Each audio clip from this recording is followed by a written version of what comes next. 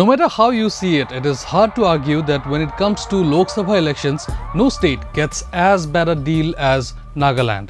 Why? Allow me to explain. But first, a question. What is the connection between the number 60 and Manipur, Nagaland, Meghalaya and Tripura? Yes, 60. In all four states, the number of assembly seats stands at 60.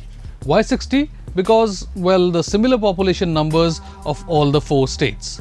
Apologies for using census 2011 data because, well, the current government thinks the census is a Congress conspiracy. Manipur population around 28 lakh. Meghalaya around 29 lakh. Nagaland around 20 lakh and Tripura around 36 lakh.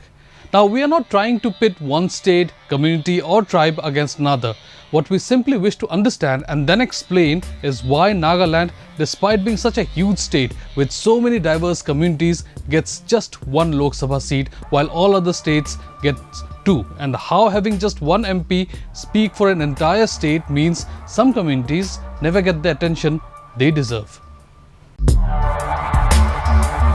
Pursuing for months. A village of Assam. In the 75th Independence Day.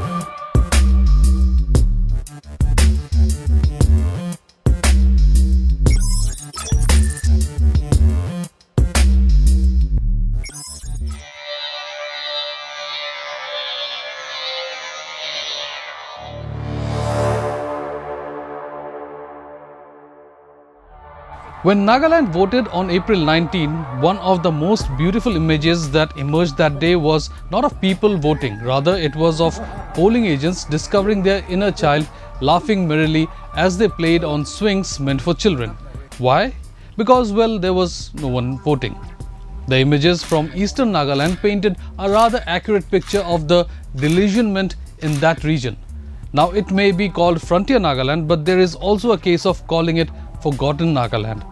For most outsiders, Nagaland means Dimapur and Kohima. They barely even know about districts like Bon, let alone know the absolute penury in which people live there. The only way districts like Bon come into the news is when they take drastic measures like boycotting or abstaining from elections, or when civilians are shot dead in cold blood. For several media houses outside the northeast, what happened on election day in eastern Nagaland was something unique. For us, it was more of an "I told you so" moment. You see, the Eastern Nagaland People's Organization, which is spearheading the demand for a separate state, had threatened an election boycott during the state elections too, but finally caved in after assurance from the state government. In short, the warnings were always there, but of course, not many people thought it would turn out the way it was. But I wonder if Frontier Nagaland is the only reason why the people of Nagaland should feel so disheartened by Lok Sabha elections.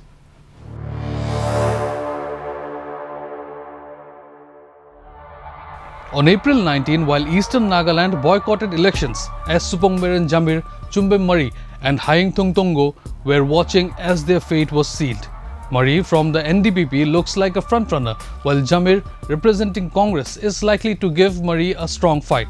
Tungo, depending on who you talk to, may have zero to very minute chance of springing a surprise. But that is not the point. Both Mari and Tungo belong to the Lotha tribe, while Jamir is Ao. One seat is being contested among candidates of two tribes, while 15 other tribes can vote and hope that the winning candidate pays them as much attention as he does with his own tribe. See the issue here? Now, of course, this issue is not unique to Nagaland. I mean, there is a strong chance that the Naga People's Front might win the Outer Manipur seat once again, in which case, at least theoretically, it will be a Naga leader who will represent the Kukis of Manipur too in the assembly. But let us come back to Nagaland.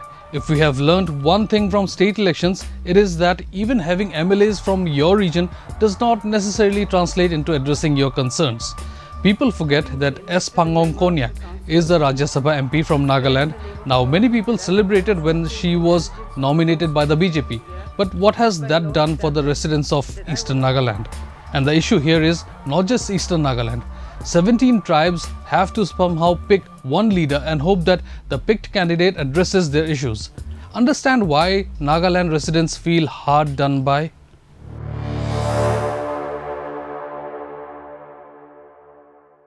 If you look at the election coverage of Nagaland, you will find that most of the reports are from Dimapur and Kohima, and that is understandable because they are the centers of Nagaland politics and commerce.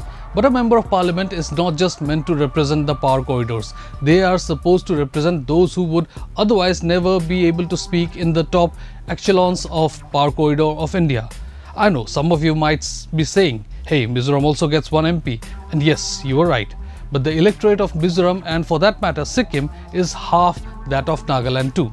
In fact, even in Mizoram, which is often seen as a homogeneous community, even though it has non-Mizo communities like Chakmas, the voting for Lok Sabha elections was subdued.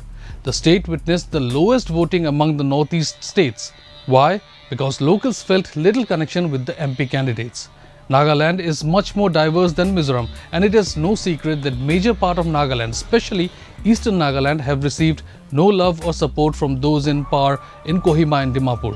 When having MLAs from the region has done little to improve the life of the locals, what can an MP who will probably never visit the villages in Mon, Tuensang or Shamator districts? Remember the anger among Nagas when the FMR was cancelled because of what happened in Manipur? And remember how local voices came out in protest? What happened after that? Nothing much. The CM also protested against it, but the centre was like, yeah, never mind.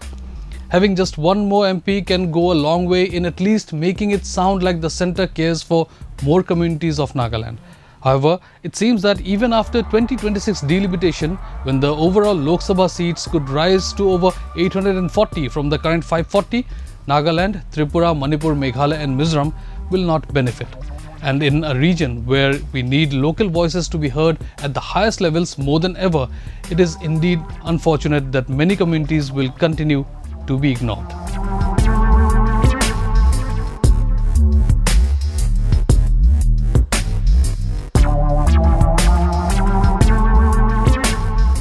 Don't forget to like, share, and subscribe to EastMojo. For any queries, put them down in the comments section below and press on the bell icon for notifications.